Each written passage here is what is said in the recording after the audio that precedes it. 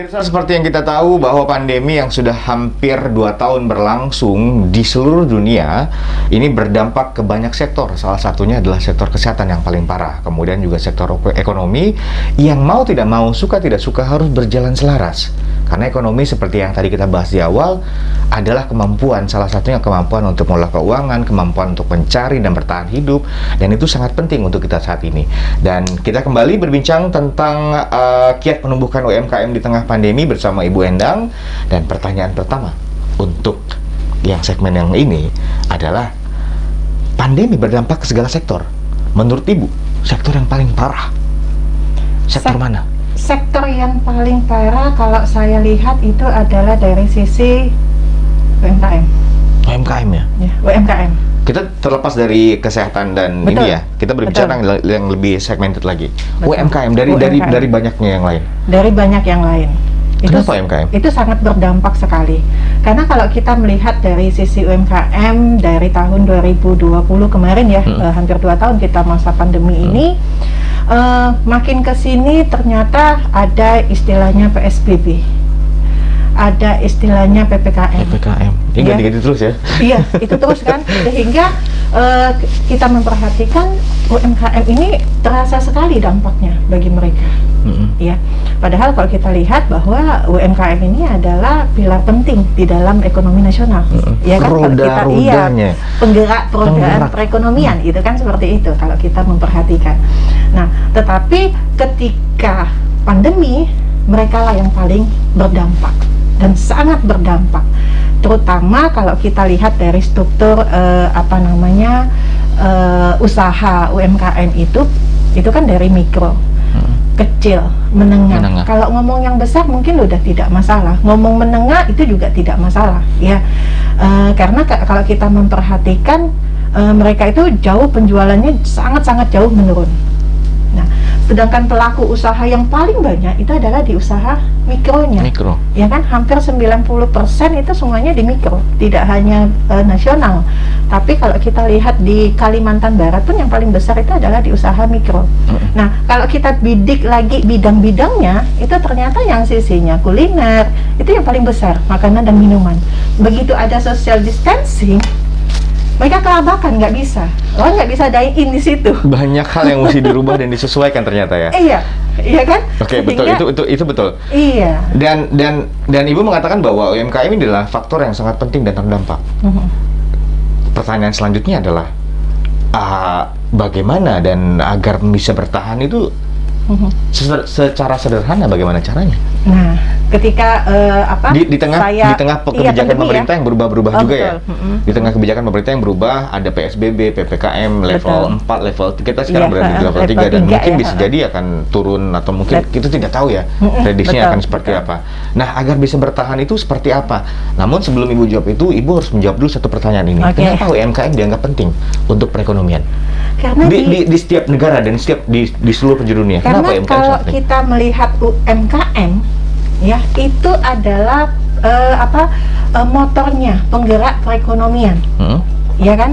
Dimana di situ kita memperhatikan bahwa setiap pelaku usaha itu bisa menjadi seorang entrepreneurship dan dia bisa menyerap banyaknya karyawan, tenaga kerja, sehingga otomatis pengangguran akan turun. Iya kan? Nah, disitulah perekonomian kita akan berkembang. Makanya di daerah negara manapun selalu berusaha untuk entrepreneur selalu seperti itu. Itu artinya bahwa UMKM harusnya menjadi sorotan dari pemerintah dan kita juga.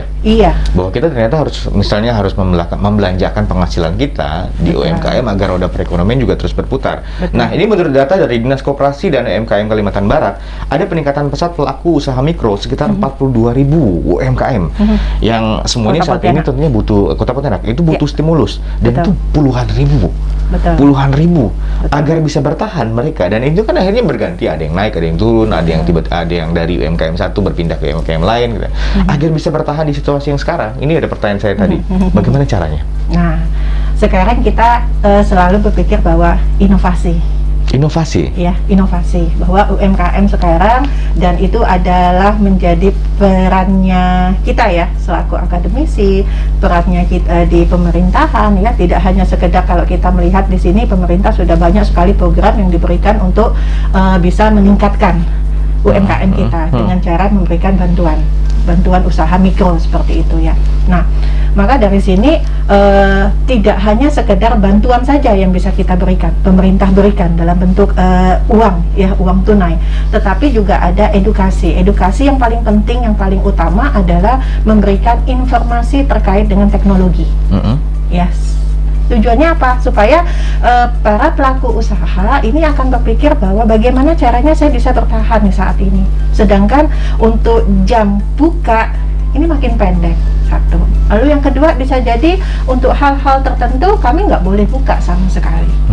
Ya kan, yang sifatnya non esensial kemarin sempat tidak boleh sama sekali dibuka. Betul. Nah, makanya mereka sudah harus bisa beralih, bisa memanfaatkan yang paling penting dan utama itu adalah media sosial. Media sosial, Media internet. sosial, iya. Media sosial apapun silahkan menggunakan marketplace, ya kan, platform digital yang sudah disediakan saat ini kan banyak sekali nih, ya kan. Nah, hal-hal itulah yang bisa tetap membuat UMKM itu bertahan.